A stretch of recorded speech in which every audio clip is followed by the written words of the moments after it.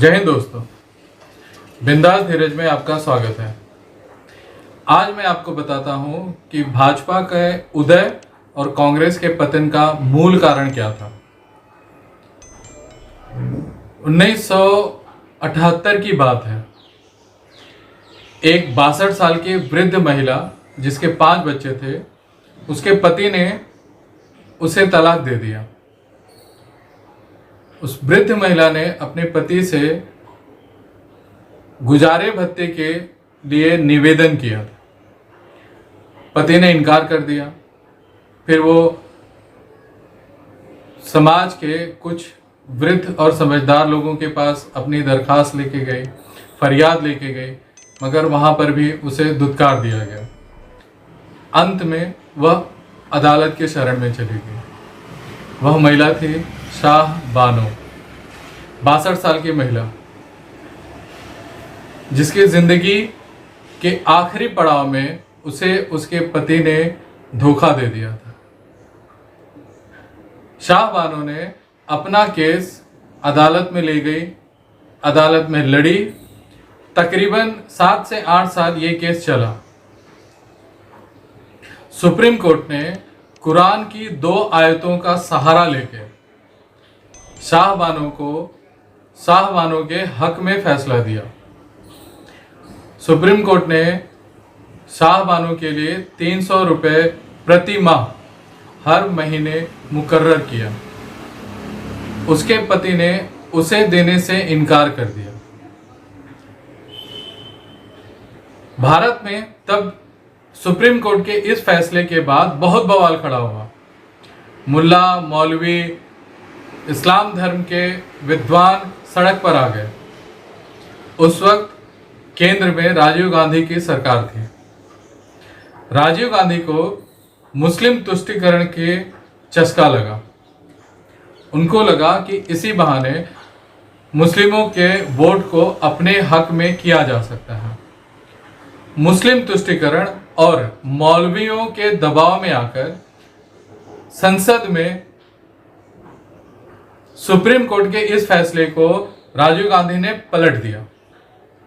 उन्होंने गुजारे भत्ते का सुप्रीम कोर्ट ने फैसला दिया था, उस फैसले को पलट के उन्होंने उलेमाओं और मुल्लाओं के हक में अपनी बात रखी। 70 साल के आसपास की उम्र में शाह बानो अपने आप को ठगा सा महसूस कर रहे। हाँ, यह बात जरूर है कि राजीव गांधी की खूब छेछालेदर हुई।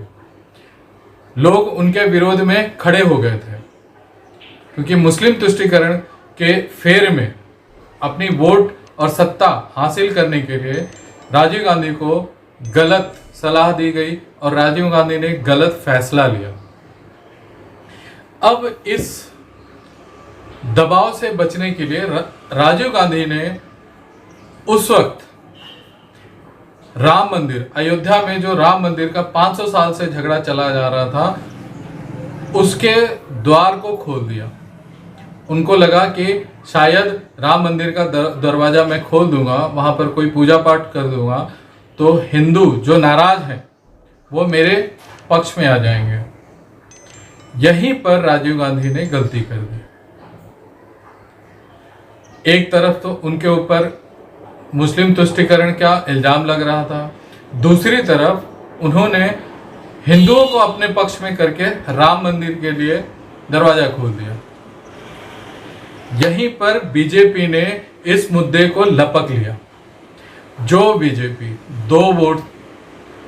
2 सीट हासिल करके सत्ता के कहीं किसी कोने में अपनी उपस्थिति सिर्फ दर्ज करा पाई थी, वो आज अगर सत्ता में है तो उसके पीछे शाह बानो और ये राम मंदिर का ही मुद्दा है। राम मंदिर के मुद्दे को बीजेपी ने हिंदू तुष्टीकरण को या सहानुभूति को अर्जित करने के लिए, वोट लेने के लिए, हिंदुओं का वोट लेने के लिए अपने पक्ष में कर लिया। उन्होंने अयोध्या मंदिर के मुद्दे को हाथों हाथ लपक लिया, उसको उठा लिया। राजीव गांधी और कांग्रेस यहां से धीरे धीरे पतन की राह पर चले गए।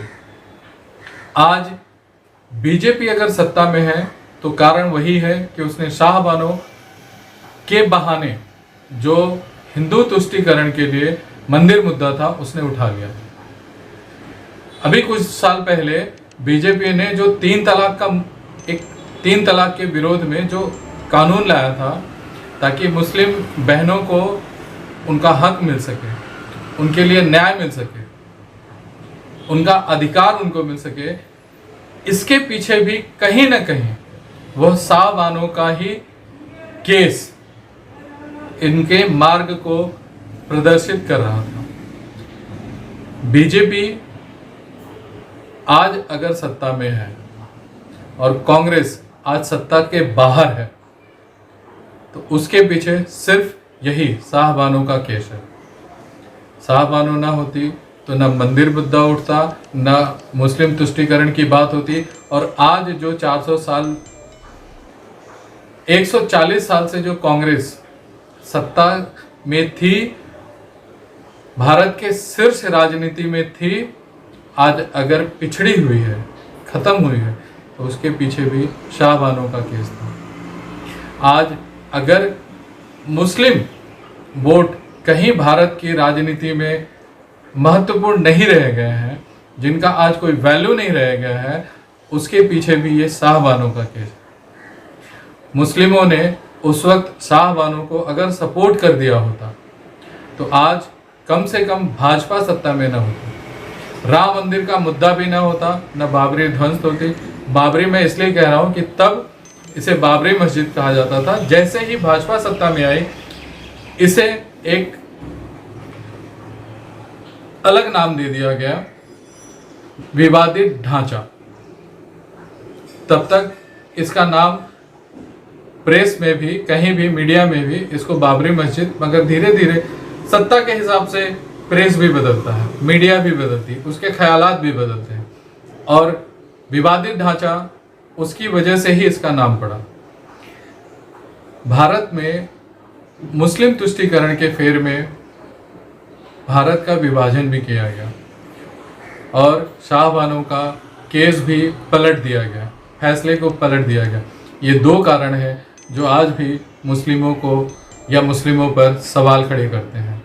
आज भी उनके ऊपर तर्क दिए जाते हैं, आज भी उन्हें कटघरे में खड़ा किया जाता है, तो यही बात है। आज उनको अगर कहा जाता है कि हमें आप पे भरोसा नहीं है, तो उसके कारण यही है। तब आज़ादी के वक्त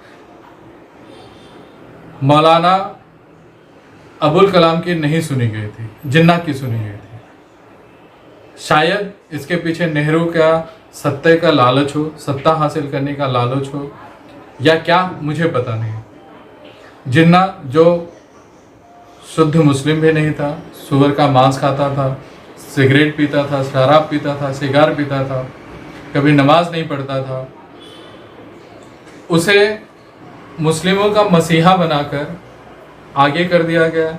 मौलाना आज़ाद ने उसकी कितनी भी खिलाफत की, मगर उनकी न सुनी गई। वैसे ही राजीव गांधी ने शाहबानो के केस में मुल्ला मौलवी की सुनकर किसी समझदार व्यक्ति से सलाह न लेकर मुस्लिम तुष्टीकरण के जाल में अपने आप को फंसा लिया, और यहीं से कांग्रेस का पतन शुरू हुआ और भाजपा का उदय। और आज पिछले 7 साल से अगर भाजपा सत्ता में है, हिंदुत्व की बात कर रही है, हिंदुत्व के अग्रणी है, तो उसका कारण भी यही है, शाहबानो का केस। न शाहबानो होती, न मंदिर खुलता। राजीव गांधी की जीवन की सबसे बड़ी गलती मुझे लगती है तो यही है कि उन्होंने सुप्रीम कोर्ट के फैसले को बदलकर शाहबानो को महीने के जो भत्ते मिलते हैं उससे वंचित कर दिया। शाहबानो कोई तलाक के लिए नहीं गई थी, शाहबानो अपने महीने के भत्ते के लिए गए थे। सुप्रीम कोर्ट ने बाकायदा 300 रुपये उसे मुकर्रर भी किया था, महीने का भत्ता। एक छोटी सी बात अगर मान ली जाती तो शायद आज भाजपा सत्ता में न होती और कांग्रेस सत्ता के बाहर न होती।